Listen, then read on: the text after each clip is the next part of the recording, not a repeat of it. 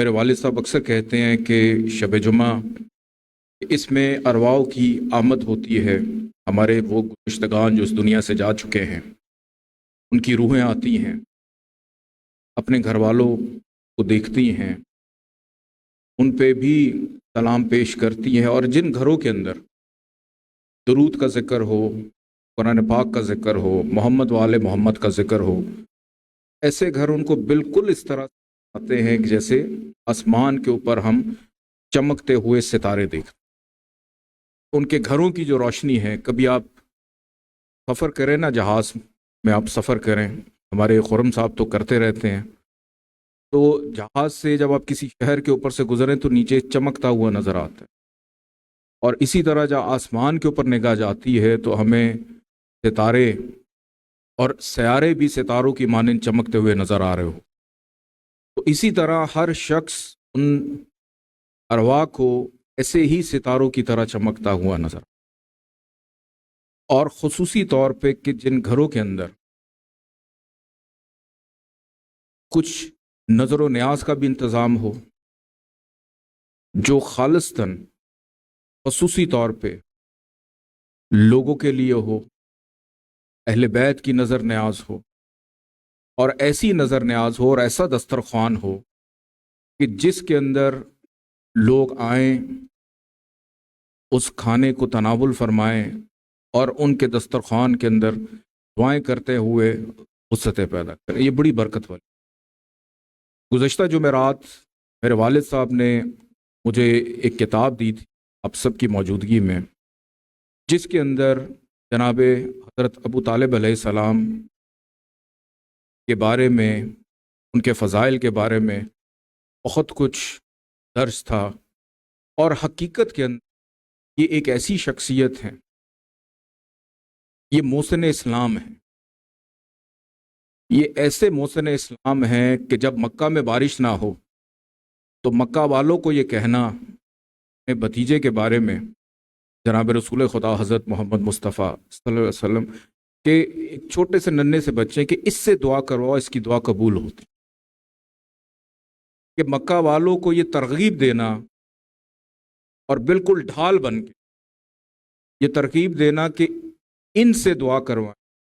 ان کی دعائیں قبول ہوتی۔ پھر وہ شعب ابی طالب کا دور ہو، اور سب سے بڑی فضیلت جو ہم لوگوں کے لیے شاید ہم کبھی سمجھ نہ پائیں، وہ یہ ہے کہ یہ شریک دعوت اسلام بھی ہیں۔ شریک دعوت اسلام اللہ کی طرف سے حکم ہوا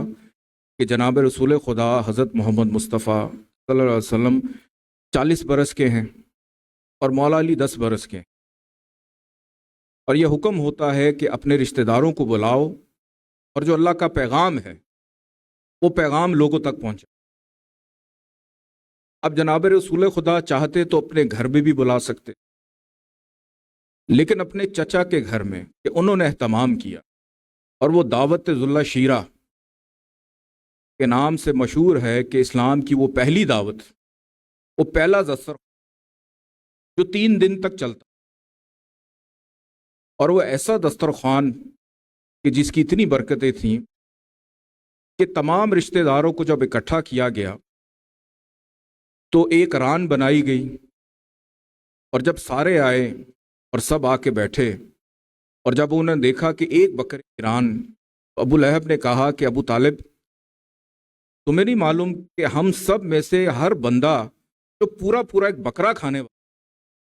اس ایک ران سے ہمارا کیا گزارا؟ تو جناب ابو طالب کہنے لگے کہ ابو لہب تم کھا کے تو دیکھو، یہ ختم نہیں ہوگا، یہ ختم نہیں ہوگا۔ ابو لہب نے کہا ایسے کیسے ختم نہیں ہوگا؟ تو ایسے محسن اسلام ہیں، کہنے لگے یہ ختم نہیں ہوگا، میرے بھتیجے کا ہاتھ اس پہ مس ہو چکا، یہ ختم نہیں ہوگا۔ اور سب نے کھایا، پیٹ بھر کے کھایا، کہ اتنا کھایا کہ طلب بھی نہ رہی، دیکھا تو ران میں سے تھوڑا سا گوشت کم ہے، باقی ویسے کی۔ اور جب وہ وقت آیا کہ اللہ کے محبوب کھڑے ہوئے تو ساتھ ہی ابو لہب نے کہا کہ یہ جو میرا بھتیجا یہ جادوگر، اس کی وجہ سے یہ جو گوشت ہے یہ ختم نہیں ہوا، اور وہاں سے سب کو لے کے چلا۔ اور جناب ابو طالب جو کہ دروازے پہ بیٹھے ہوئے تھے، یہ جو سنت ہے نا کہ اکثر آپ کسی مجلس میں محفل میں جائیں تو بانیان دروازے پہ کھڑے ہوتے ہیں، دروازے پہ بیٹھ، تو یہ اصل میں سنت جناب ابو طالب علیہ السلام۔ تو انہوں نے دیکھا کہ بھتیجے کیا ہوا، نے کہا کہ چچا میں گفتگو ابھی کرنے ہی والا تھا کہ ابو لہب نے بولنے ہی نہیں دیا اور سب کو لے کے چلا گیا۔ تو انہوں نے کہا کہ یہ کوئی بات نہیں، اگر آپ کہیں تو کل دوبارہ اہتمام کر دیتے ہیں۔ کل پھر دوبارہ اہتمام ہوا، دوبارہ اہتمام ہوا، سب لوگ آئے، وہی سب کچھ ہوا، پھر ابو لہب نے بولنے نہیں دیا اور سب کو لے کے چلا گیا۔ پھر تیسرے دن بھی دوبارہ سے اہتمام ہوا۔ تو جب تیسرے دن اہتمام ہوا تو جناب ابو طالب نے کہا کہ آج میں اندر بیٹھوں گا، 80 برس کے ہیں، بال سفید، داڑھی سفید، بھویں سفید، 80 برس کے، کہا کہ آج میں اندر بیٹھوں گا، میں دیکھتا ہوں کہ آج کون نہیں بول لیتا۔ تو جیسے ہی کھانا ختم ہوا، جناب رسول خدا گفتگو کے لیے کھڑے ہوئے تو ابو لہب پھر سے کھڑا ہو گیا۔ تو جناب ابو طالب علیہ السلام نے کہا کہ ابو لہب بیٹھ جاؤ اور گربان سے کھینچ کہ جب تک میرے بھتیجے کی بات ختم نہ ہو جائے یہاں سے کوئی نہیں جائے۔ اب ایک لمحے کے لیے سوچیں کہ 80 برس کے ہیں اور اتنی طاقت کہ گربان سے پکڑ کے اس کو اٹھا دیا، تو پھر میری نگاہ گئی فتح خیبر کے اوپر کہ یہ تو ان کے بابا ہیں جنہوں نے خیبر کا قلعہ فتح کیا۔ کہا کہ جناب رسول خدا کو یا سیدی یا مولائی اب اپنی گفتگو کا آغاز کیجیے۔ تو جناب رسول خدا نے گفتگو کا آغاز کیا کہ یہ جو تم لوگ بتوں کی پوجا کرتے ہو اس چیز کو ترک کرو اور لا الہ الا اللہ پڑھو، فلاح پاؤ جاؤ، اور جو اس مقصد میں میرا ساتھ دے گا وہ میرا وصی ہوگا، میرا خلیفہ ہوگا، میرا بھائی ہوگا، میرا وزیر ہوگا۔ اور 10 برس کا ایک بچہ کھڑا، 10 برس کا ایک بچہ کھڑا ہو اور وہ کہتا ہے کہ یا رسول اللہ میں کمسن ضرور ہوں، میری ٹانگیں کمزور ضرور ہیں، لیکن میرا آپ سے وعدہ ہے کہ میں آپ کا۔ تو یہاں پہ ابو لہب کہنے لگا کہ ابو طالب پہلے تو اپنے بھتیجے کی اطاعت کرتے تھے، اب اپنے بیٹے کی بھی اطاعت۔ انہوں نے کہا بالکل کروں گا۔ اور پھر وہ وقت آیا کہ یہ تو دعوت ذلہ شیرہ تھی کہ وہ مجمع غدیر خم کا میدان کہ جس کے اندر جب یہ دعوت ذلہ شیرہ میں سب چلے گئے تو رسول خدا مطمئن ہیں، مسکرا رہے ہیں، مولا علی کو گلے لگا رہے ہیں اور کہہ رہے ہیں میرے وزیر، تم ہی میرے وزیر، تم ہی میرے بھائی۔ اور پھر دنیا کے سامنے من کن تم مولا فہذا علی کہ جس کا میں مولا۔ تو یہ اس گھرانے کی، جناب ابو طالب علیہ السلام کے اس گھرانے کی دعوت،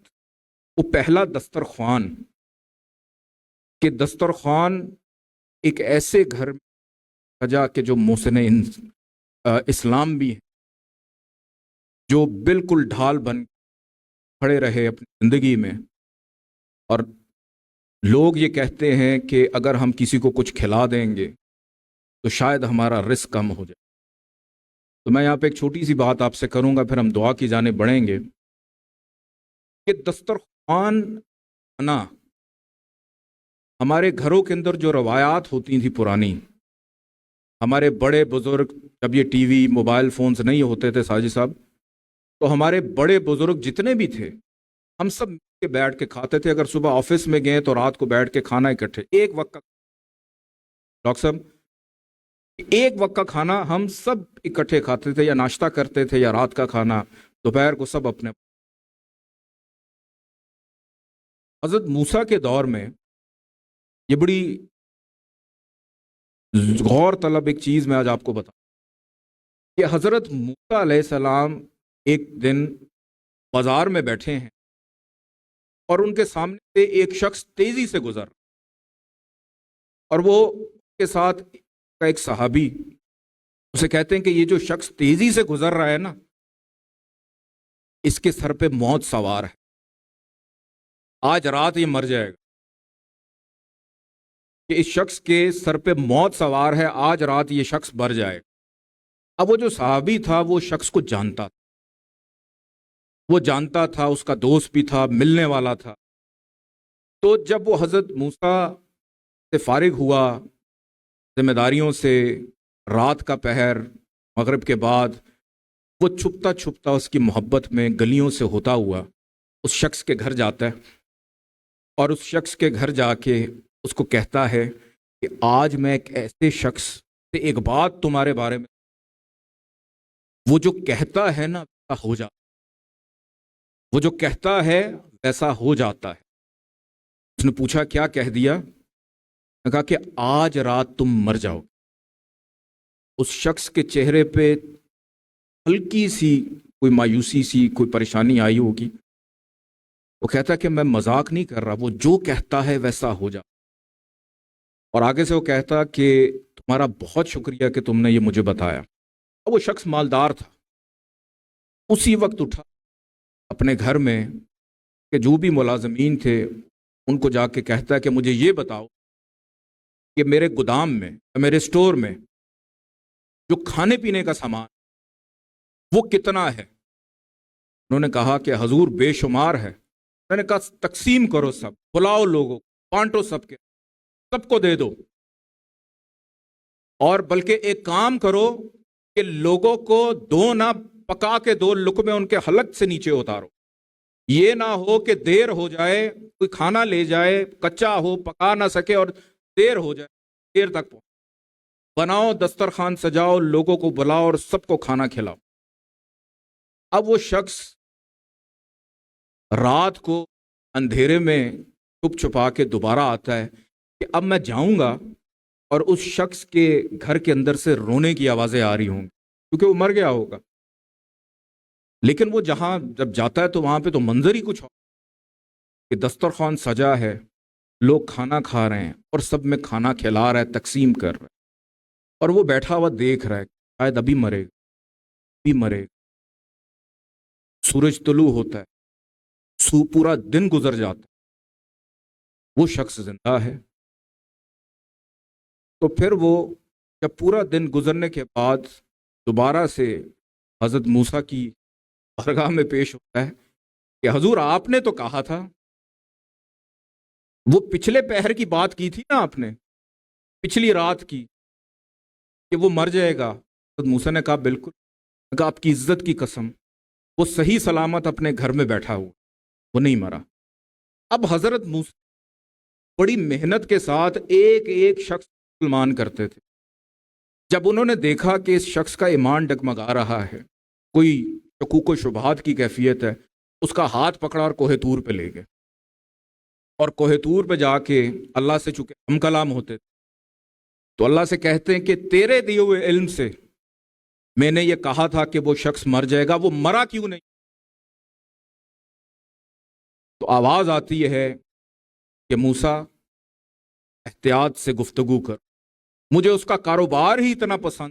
کہ میرا جی چاہتا ہے کہ میں اس کو دیتا رہوں اور وہ لوگوں کو کھلاتا رہے، مجھے اس کا کاروبار اتنا پسند کہ کتنی برکتیں ہیں، کتنی فضیلتیں ہیں دسترخوان کو سجانے میں، لوگوں کو کھلانے میں۔ اور یہ واقعہ ہمیں تاریخ کی کتابوں میں بھی ملتا، سننے کو بھی ملتا، بہت ساری محافل میں، مجالس میں یہ واقعہ ملتا۔ تو اسی طرح دسترخوان امام حسن ہے، دسترخوان امام رضا ہے، دسترخوان امام حسین ہے، دسترخوان بی بی فاطمہ الزہرا سلام اللہ علیہا، کہ جو شخص ہر مہینے کی 17 تاریخ یا 22 تاریخ اپنے گھر کے اندر دسترخوان کا اہتمام کریں یا کچھ بھی نہ کریں۔ مجھے یاد ہے کہ ہم چھوٹے سے تھے، جمعہ پڑھنے جاتے تھے تو ایک بہت امیر آدمی تھے، ان کے بہت سارے سٹورز، تو وہ جمعے کی نماز کے بعد نا اپنے گھر سے حلوے کا وہ ایک بنا کے نا پتیلا، ایک چمچ پکڑ کے ہر نمازی کے ہاتھ میں ڈالا کرتے تھے اپنے ہاتھ سے، اور باہر کھڑے ہو جاتے डाला करते। तो मुझे उनकी आदत बड़ी पसंद। तो हर जुम्मे इंतज़ार होता था कि जुम्मा तो पढ़ना ही है, लेकिन वो हलवा लाजमी खा। और उसकी इतनी बरकत है कि जब तक वो जिंदा रहे, कि आप तसव्वुर करें लैंड क्रूज़र में आता हो, उसके साथ गार्ड्स भी हों, और वो खुद खड़ा सबको जुम्मे की नमाज के बाद वो चीज़ें, और कितना कुछ कि अल्लाह ताला ने उस पर कितनी बरकतें की। तो जितना खिलाएं उतना बढ़ता। चाहे एक खजूर क्यों ना खिला, एक गिलास पानी क्यों ना पिला, चाहे एक वो चम्मच साहब की तरह किसी के अंदर अगर आप एक वो चम्मच ही खाने, उसकी बड़ी बरकत। अपने दस्तरखान को वसी करें। ये मत सोचें कि महंगाई हो गई है परेशान हो जाएंगे। ये वादा अल्लाह का है, देने का वादा अल्लाह का है, बांटने का हौसला हमने पर, बांटने का हौसला, खिलाने का हौसला। कि जिस महबूब के हम उम्मत, अल्लाह ने उनको भी कहा कि ऐसी दावत का एहतमाम करो जिसमें मेरा पैगाम। तो ये सुन्नत जनाब अबू तालिब अलैहि अपने घर के अंदर कुरान सजाइए। ये उस घराने से हम, अल्लाह पाक हम सब के घर में बरकत अता फरमाए।